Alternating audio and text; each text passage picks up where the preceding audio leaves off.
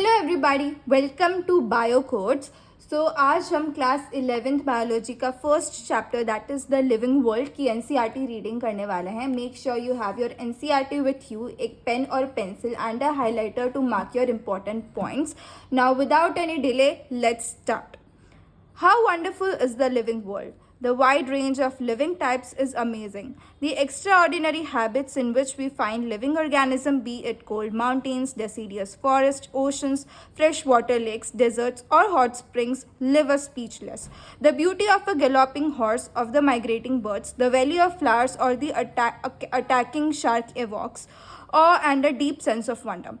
The ecological conflict and cooperation among members of a population and among populations of a community, or even the molecular traffic inside a cell, make us deeply affect on what indeed is life. This question has two implicit questions within it.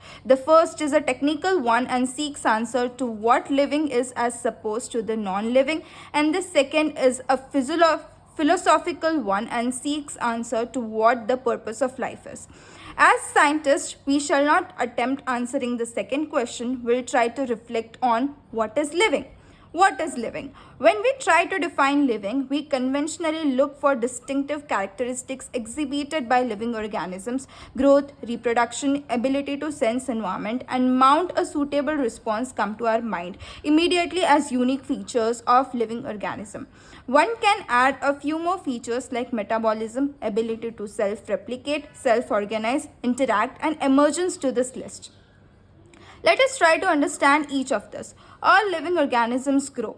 Increase in mass and increase in number of individuals are twin characteristics of growth. A multicellular organism grows by cell division. In plants, this growth by cell division occurs continuously throughout their lifespan. In animals, this growth is seen only up to a certain age. However, cell division occurs in certain tissues to replace lost cells. Unicellular organisms grow by cell division. One can easily observe this in vitro cultures by simply counting the number of cells under the microscope. In majority of the higher animals and plants, growth and reproduction are mutually exclusive events. One must remember that increase in body mass is considered as growth. Non-living objects also grow if we take increase in body mass as a criterion for growth. Mountains, boulders, and sand mounds do grow. However, this kind of growth exhibited by non-living objects is by accumulation of material on the surface.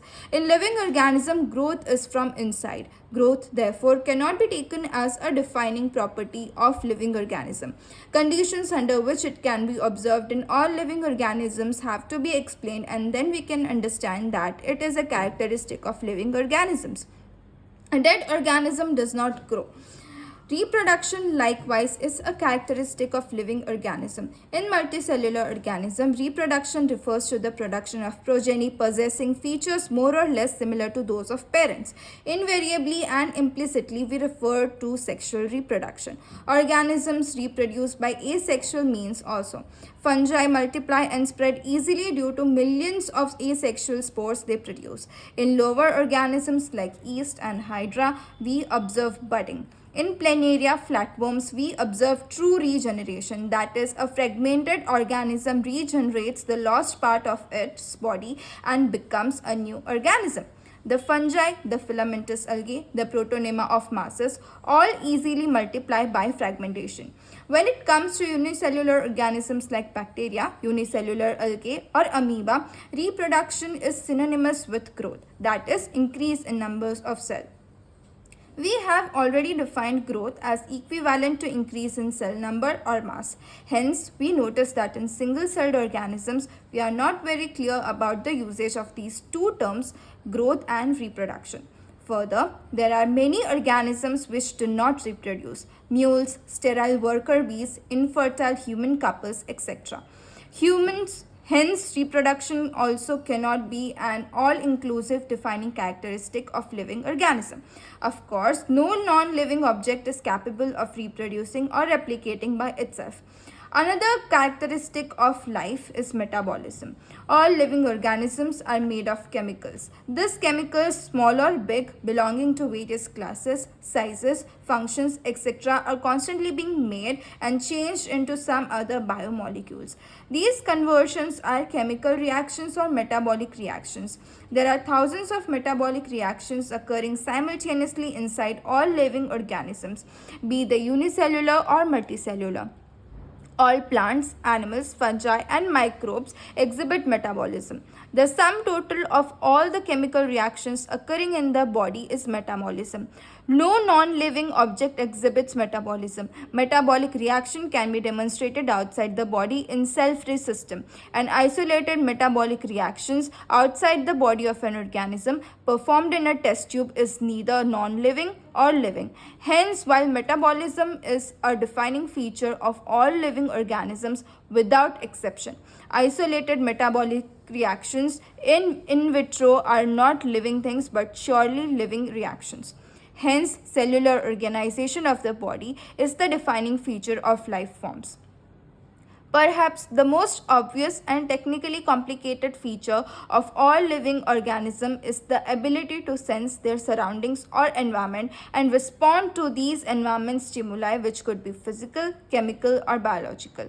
We sense our environment through our sense organs. Plants respond to external factors like light, water, temperature, other organisms, pollutants, etc. All organisms from the prokaryotes to the most complex eukaryotes can sense and respond to environmental cues. Photoperiod affects reproduction in seasonal breeders, both plants and animals. All organisms handle chemicals entering their bodies. All organisms, therefore, are aware of their surroundings. Human being is the only organism who is aware of himself, i.e., has self-consciousness.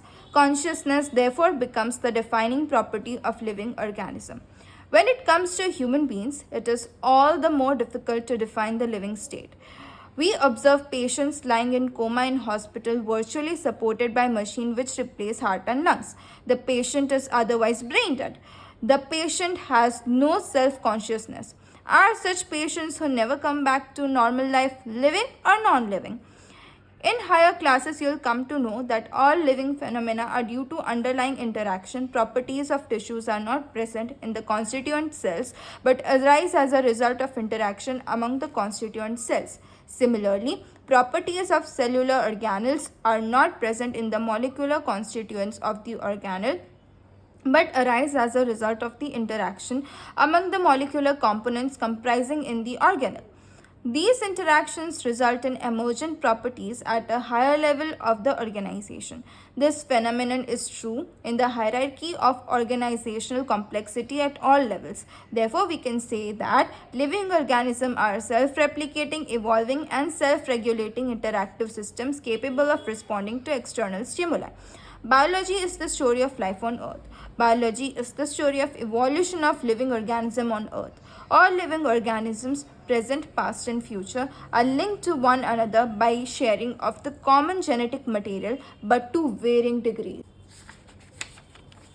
Diversity in the living world. If you look around, you will see a large variety of living organisms, be it potted plants, insects, birds, your pets, or other animals and plants. There are also several organisms that you cannot see with your naked eye, but they are all around you. If you were to increase the area that you make observations in, the range and variety of organisms that you see would increase. Obviously, if you were to visit a dense forest, you will probably see a much greater number and kinds of living organisms in it. Each different kind of plant, animal, or organisms that you see represents a species. The number of species that are known and described range between 1.7 to 1.8 million.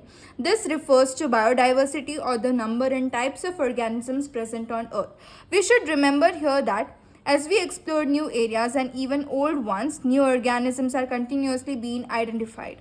As stated earlier, there are millions of plants and animals in the world. We know the plants and animals in our own area by their local names. These local names would vary from place to place, even within a country.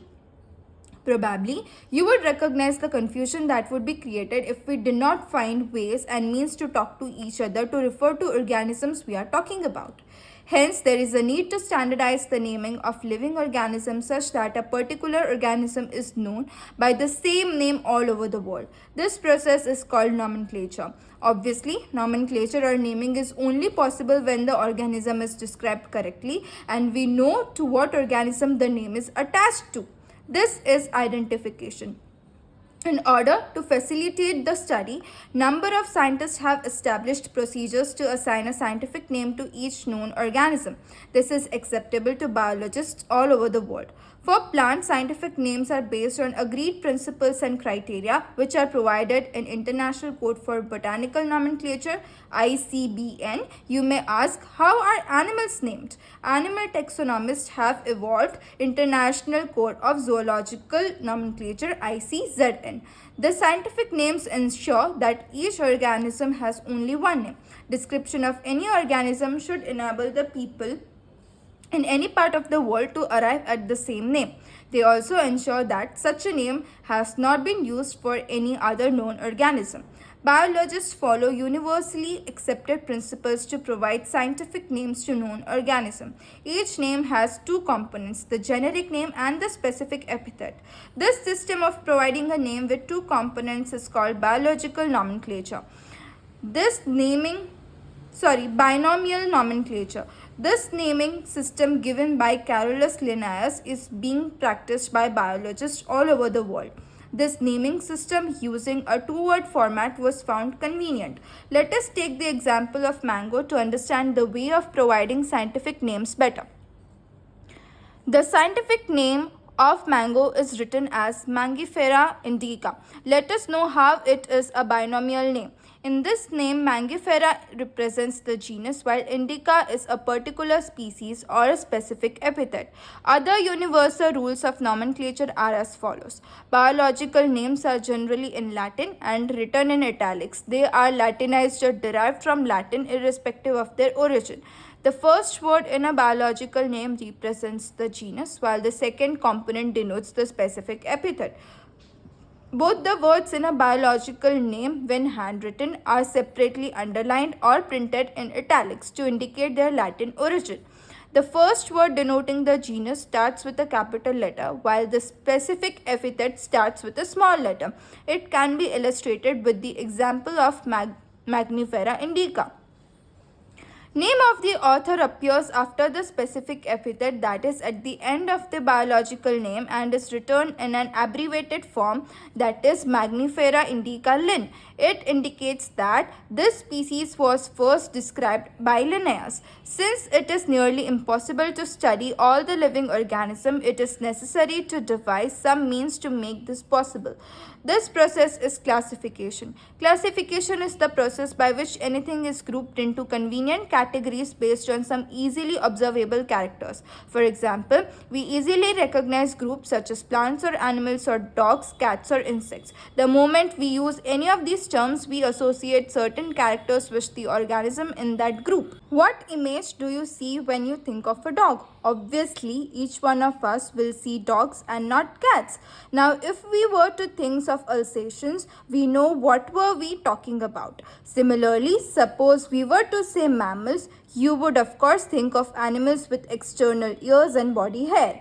Likewise, in plants, if we try to talk of wheat, the pictures in each of our minds will be of wheat plants, not of rice or any other plant. Hence, all these dogs, cats, mammals, wheat, rice, plants, animals, etc. are convenient categories we use to study organisms. The scientific term for these categories is taxa. Here, you must recognize that taxa can indicate different categories at very different levels. Plants also form a taxa. Wheat is also a taxa. Similarly, animals, mammals, dogs are all taxa. But you know that a dog is a mammal and mammals are animals. Therefore, animals, mammals and dog represent taxa at different levels. Hence, based on characteristics, all living organisms can be classified into different taxa. This process of classification is called taxonomy. External and internal structure along with the structure of cell Development processes and ecological information of organisms are essential and form the basis of modern taxonomic studies. Hence, characterization, identification, classification, and nomenclature are the processes that are basic to taxonomy. Taxonomy is not something new. Human beings have been interested in knowing more and more about the various kinds of organisms, particularly with reference to their own use. In early days, human beings needed to find sources for their basic needs of food, clothing, and shelter. Hence, the earliest classification were based on the uses of various organisms. Human beings were since long not only interested in knowing more about different kinds of organisms and their diversities, but also the relationships among them. This branch of study was referred to as systematics. The word systematics is derived from the Latin word systema, which means systemic arrangement of organism. Linnaeus used Systema Naturae as the title of his publication. The scope of systematics was later enlarged to include identification, nomenclature, and classification. Systematics takes into account evolutionary relationships between organisms. Taxonomic categories. Classification is not a single-step process but involves hierarchy of steps in which each step represents a rank or category. Since the category is part of overall taxonomic arrangement, it is called the taxonomic category, and all categories together constitute the taxonomic hierarchy. Each category, referred to as a unit of classification, in fact represents a rank and is commonly termed as taxon. Taxonomic categories and hierarchy can be illustrated by an example. Insects represent a group of organisms sharing common features like three pair of jointed legs. It means insects are recognizable concrete objects which can be classified and thus were given a rank or category. Can you name other such groups of organisms? Remember, groups represent category. Category further denotes rank. Each rank or taxon, in fact, represents a unit of classification. These taxonomic groups, categories, are distinct biological entities and not merely morphological aggregates. Taxonomical studies of all organisms have led to development of common categories such as kingdom, phylum, or division for plants, class, order, family, genus, and species. All organisms, including those in the plant and animal kingdoms, have species as the lowest category. Now, the question you may ask is how to place an organism in various categories. The basic requirement is the knowledge of characters of an individual or group of organisms.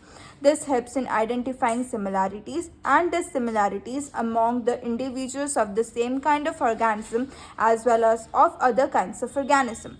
Species. Taxonomic studies consider a group of individual organisms with fundamental similarities as a species. One should be able to distinguish one species from the other closely related species based on the distinct morphological differences.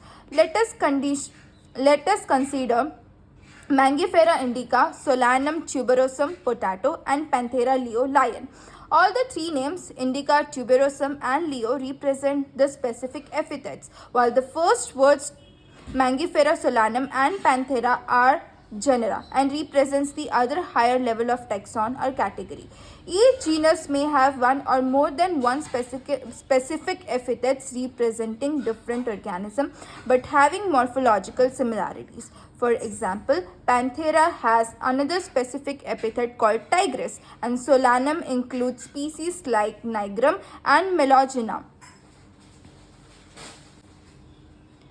Human beings belong to the species sapiens, which is grouped into the genus Homo. The scientific name thus for human being is written as Homo sapiens. Genus. Genus comprises a group of related species which has more characters in common in comparison to species of other genera. We can say that genera are aggregates of closely related species. For example, potato and brinjal are two different species but both belong to the genus Solanum. Lion, Panthera leo, leopard, P. patris, and tiger, P. tigris, with several common features, are all species of the genus Panthera. This genus differs from another genus Felis, which includes cats. Family. The next category, family, has a group of related genera with still less number of similarities as compared to genus and species. Families are categorized on the basis of both vegetative and reproductive features of plant species. Among plants, for example, 3 different genera, Solanum, Petunia and Datura, are placed in the family Solanaceae. Among animals, for example, genus Panthera, comprising lion, tiger, leopard, is put along with genus Felis in the family Felidae. Similarly, if you observe the features of a cat and a dog, you will find some similarities and some differences as well. They are separated into 2 different families, Felidae and Canidae respectively. Order.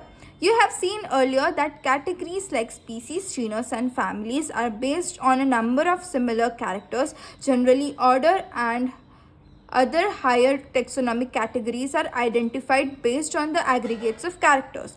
Order, being a higher category, is the assemblage of families which exhibit a few similar characters. The similar characters are less in number as compared to different genera included in a family. Plant families like Convolvulaceae solanaceae are included in the order Polymoniales, mainly based on the floral characters. The animal order Carnivora includes families like Felidae and Canidae. Class. This category includes related orders. For example, order Primata, comprising monkey, gorilla and gibbon, is placed in class Mammalia along with order Carnivora that includes animals like tiger, cat and dog. Class Mammalia has other orders too. Phylum.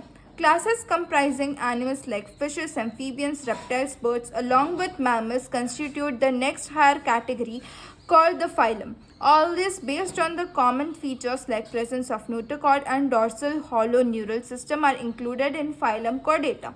In case of plants, classes with a few similar characters are assigned to a higher category called division. Kingdom. All animals belonging to various phyla are assigned to the highest category called kingdom Animalia in the classification system of animals. The kingdom Plantae, on the other hand, is distinct and comprises all plants from various divisions. Henceforth, we'll refer to these two groups as animal and plant kingdoms. The taxonomic categories from species to kingdom have been shown in ascending order, starting with species in figure 1.1. These are broad categories. However, taxonomists have also developed subcategories in this hierarchy to facilitate more sound and scientific placement of various taxa. Look at the hierarchy in figure 1.1. Can you recall the basis of arrangement? Say, for example, as we go from species to kingdom, the number of common characteristics goes on decreasing. Lower the taxa, more are the characteristics that the members within the taxon share. Higher the category, greater is the difficulty of determining the relationship to other taxa at the same level. Hence, the problem of classification becomes more complex. Table 1.1 indicates the taxonomic characteristics to which some common organisms like housefly, man, mango and wheat belong. So, we have common name, biological name, genus, family, order, class and lastly division. Man, Homo sapiens, Homo, Hominidae, Primata, Mammalia, Chordata. Housefly, Musca domestica, Musca, Muscidae, Diptera, Insecta, Arthropoda. Mango, Mangifera indica, Mangifera, Encardiaceae, Sapnidales, Dicotyledon, Angiosperm. Wheat, Triticum aestivum, Triticum, Poaceae, Poales, Monocotyledon, Angiosperm. Taxonomical aids. Taxonomic studies of various species of plants, animals and other organisms are useful in agriculture, forestry, industry and in general in knowing our bioresources and their diversity. These studies would require correct classification and identification of organism. Identification of organism requires intensive laboratory in-field studies. The collection of actual specimens of plants and animal species is essential and is the prime source of taxonomical studies. These are also fundamental to studies and essential for training in systematics. It is used for classification of an organism and the information gathered is also stored along with the specimens. In some cases, the specimen is preserved for future studies. Biologists have established certain procedures and techniques to store and preserve the information as well as the specimen. Some of these are explained to help you understand the usage of these aids. Herbarium. Herbarium is a storehouse of collected plant specimens that are dried, pressed, and preserved on sheets. Further, these sheets are arranged according to a universally accepted system of classification. These specimens, along with their descriptions on herbarium sheets, become a storehouse or repository for future use. The herbarium sheets also carry a label providing information about date and place of collection, English, local and botanical names, family, collector's name, etc. Herbaria also serve as quick referral system and taxonomical studies. Botanical gardens. These specialized gardens have collection of living plants for reference. Plant species in these gardens are grown for identification purposes, and each plant is labeled indicating its botanical scientific name and its family. The famous botanical gardens are at Kew, England, Indian Botanical Garden, Howrah, India, and at National Botanical Research Institute, Lucknow, India. Museum. Biological museums are generally set up in educational institutes such as schools and colleges. Museums have collection of preserved plant and animal species for studies and reference. Specimens are preserved in the containers or jars in preservative solutions. Plants and animal specimens may also be preserved at dry specimen. Insects are also preserved in insect boxes after collecting, killing, and pinning. Larger animals like birds and mammals are usually stuffed and preserved. Museums often have collection of skeletons of animals too. Zoological parks. These are the places where wild animals are kept in protected environments under human care, and which enables us to learn about their food habits and behavior. All animals in a zoo are provided as far as possible the conditions similar to their natural habits. Children love visiting these parks, commonly called zoos. Key. Key is another taxonomical aid used for identification of plants and animals based on the similarities and dissimilarities. The keys are based on the contrasting characters, generally in a pair called couplet. It represents the choice made between two opposite options. This results in acceptance of only one and rejection of the other. Each statement in the key is called a lead. Separate taxonomic keys are required for each taxonomic category such as family, genus, and species for identification purposes. Keys are generally analytical in nature. Flora, manuals, monographs, and catalogs are some other means of recording descriptions. They also help in correct identification. Flora contains the actual account of habitat and distribution of plants of a given area. This provides the index to the plant species found in a particular area. Manuals are useful in providing information for identification of names or species found in an area. Monographs contain information on any one taxon. Summary. The living world is rich in variety. Millions of plants and animals have been identified and described, but a large number still remains unknown. The very range of organisms in terms of size, color, habitat, physiological and morphological features makes us seek the defining characteristics of living organism. In order to facilitate the study of kinds and diversity of organisms, biologists have evolved certain rules and principles for identification, nomenclature, and classification of organisms. The branch of knowledge dealing with these aspects is referred to as taxonomy. The taxonomic studies of various species of plants and animals are useful in agriculture, forestry, industry, and in general for knowing our bioresources and their diversity. The basics of taxonomy, like identification, naming, and classification of organisms, are universally evolved under international codes. Based on the resemblances and distinct differences, each organism is identified and assigned a correct scientific or biological name comprising of two words as per the binomial system of nomenclature.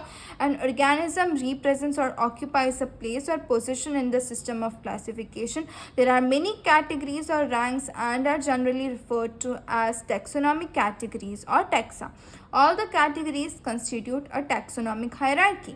Taxonomists have developed a variety of taxonomic aids to facilitate identification, naming, and classification of organisms. These studies are carried out from the actual specimens which are collected from the field and preserved as reference in the form of herbaria, museum, and in botanical garden and zoological parks. It requires special techniques for collection and preservation of species in herbaria and museum.